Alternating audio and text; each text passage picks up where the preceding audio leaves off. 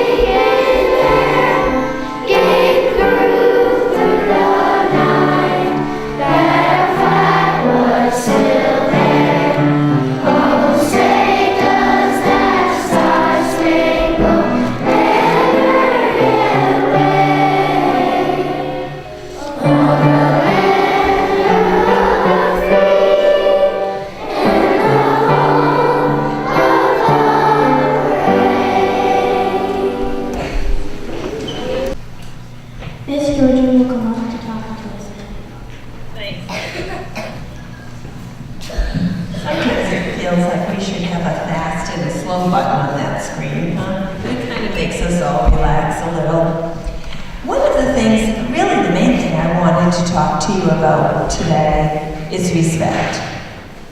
Whether you're a first grader, and certainly if you're a fifth grader, you know that that is probably the biggest expectation that we have for all of us in the building. Not just for you, and how you speak or act with each other or with the adults, but it's also an expectation of the adults and how we speak to each other and how we speak to you and how we speak to your families.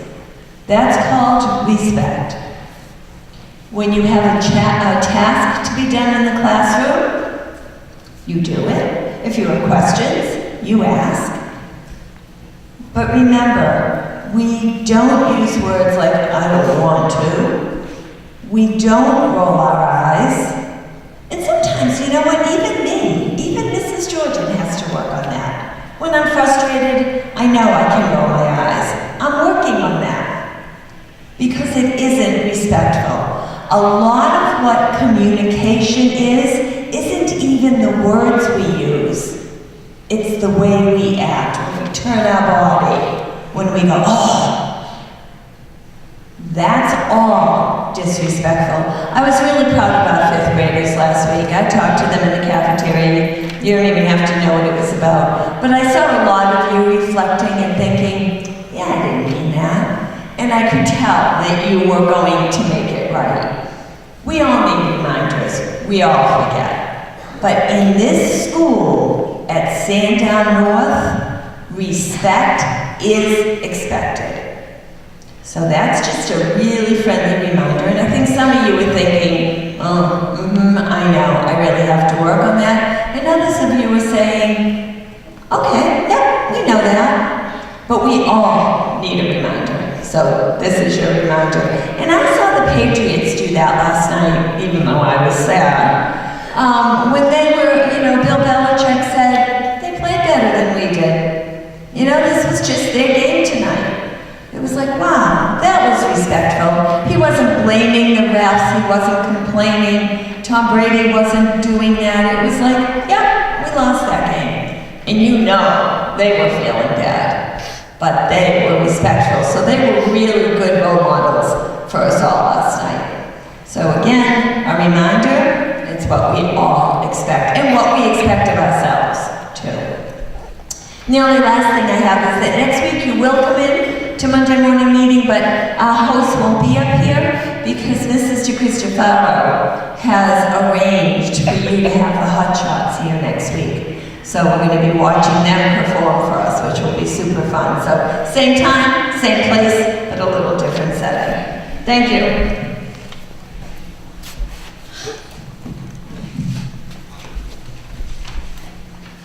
Mr. Mellon will come up to talk to us now. I hope lots of people were busy learning and practicing the skills so Mr. Mellon can celebrate you. Morning, everyone. I had an interesting week last week because last week I got to go to school with all your teachers. So on Wednesday, when we had a professional development day and we didn't come to school, we all went to school in Plastow, and we had a teacher who was here from St. Louis, Missouri. He's been a principal there for a long time, and he's an educational researcher, and he shared some concepts with us that would help us become better teachers. And I thought they were very interesting, and I thought they'd be useful to share with you because they're also concepts that help students become better students, and they help us build up the skills we need to be successful and find fulfillment in life. And so they're a good group of skills, and he calls them the formative five. And he frames them as the essential skills to build all of our other skills. We begin with empathy, our first skill. And empathy is a skill of being able to see from somebody else's perspective. So when somebody is either working with you or you feel like they're working against you, to see, well, they have something that's important to them in a way they're seeing things. And if I understand the way what's important to them, then I can adjust so that we can both come to a solution that's good for both of us. Empathy is a great way to start with success, to work towards success when you're working in a group. And then a second skill was self-control. And self-control is important because we all have whims, things we want right now, but sometimes those whims and things we want right now get in the way of the things that we want in the long term. So self-control lets us decide. It says, I know right now this would be great to do. It would be really fun, but I know that in the long run, I want to get a good grade on this test, or I want to be ready for school tomorrow. I'll choose the thing that I need to do to get the long-term goal. That's what self-control is about. And then we have integrity. And integrity is doing what we know is the right thing to do by the standards of our own values and the standards of our community, doing the thing that will make a difference in the right way. It might be easier to take that plastic water bottle and walk by and throw it in the paper recycle bin. But that's not the standards of our community. So you hold on to it a second longer and you find the plastic bin and you put it in the plastic bin. One example that's near and dear to my heart. So integrity is our third of the formative five, and then we have a value of cultural diversity. And when we value diversity in any form, it's the knowledge that the more differences there are, the stronger we are, the smarter we are as a group, and the wiser we are. Because we bring together our experiences from all different backgrounds, and we can do more because all those experiences are together will work with each other. And then finally, since those first four are really hard and we have to stick with them, this fifth one is really important. You've heard a lot about it, and it's grit. And grit is realizing that a lot of things that are important to do are also uncomfortable, difficult, and hard sometimes. And grit is saying, I know this is uncomfortable or difficult or hard, but the results are what I'm after, and I'm willing to put up with that and keep going, because I'm after those results and I'll get there. So those formative five together, as teachers, as students, as people in general, are all things that are going to get us to the places we want to go. All right, we have a short list of people today who got some accomplishments. We've been so busy in class I haven't had as much time to record these as we usually do, but I'm still proud of this group. We have reaching type 20 this week was Dylan Britton. Reaching typing club level 100 was Hunter Jimenez, and completing Duolingo level 1 was Elliot O'Connor. So congratulations to those students, and thank you.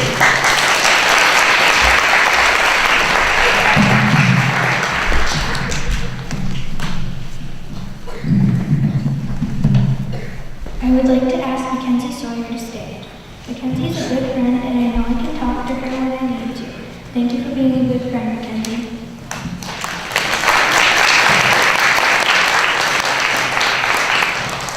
I would like to ask Miss Jalen to stand. Miss Jalen always helped me since first grade. She is kind, nice, and welcoming. Thank you for being a great teacher.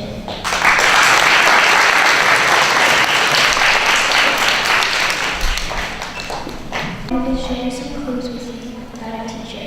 See if you can guess who we are talking about. He or she is often out front, first thing in the morning, greeting us when we arrive to school. He or she spends time in all our classrooms. He or she helps all of us in the building, kids and adults. He or she is always willing to help wherever needed. He or she is there to listen and help us with any problems. He or she loves the Patriots. He or she is often at the front at the end of the day along with buses. He or she teaches us about how to talk. He or she is kind, funny, and wonderful. Can you guess who we are talking about?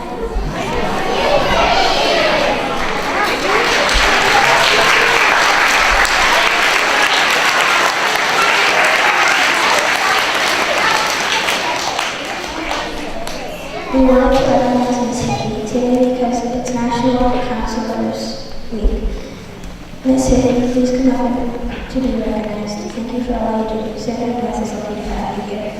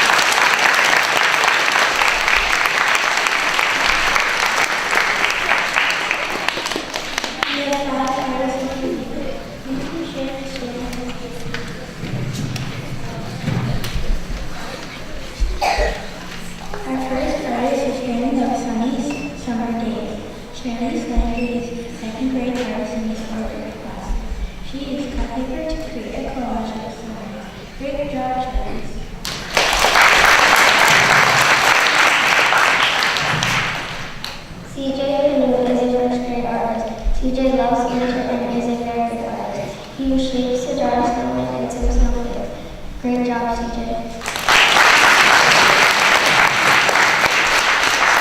Jada Pico is a third-grade artist in Miss Jane's class. Jada loves pandas and unicorns. She took two animals together and named her drawing a unicorn. Super cute drawing, Jada.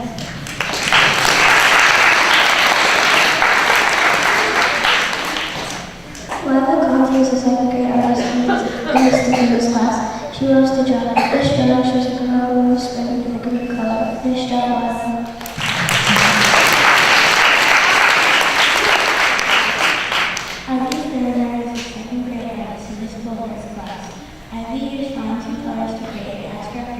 Very colorful, Ivy.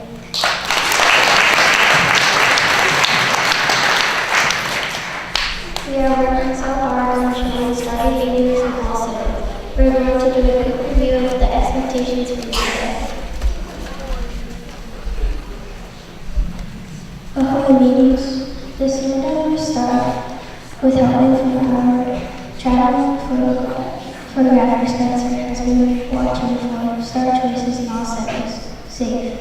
You follow full directions. You keep personal space. Trustworthy is doing what is right even if no one is watching. You make your teachers proud. You are honest.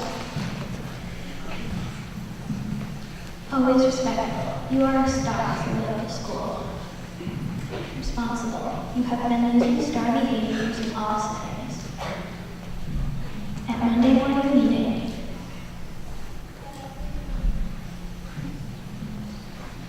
during indoor and outdoor recess, in specials, when watching learning videos or during distant learning, everywhere.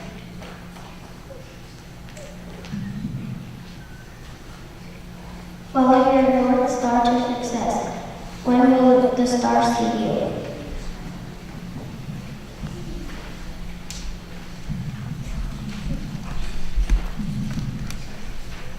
Now we will sing the Sandown North Prayer. Then we will all sing our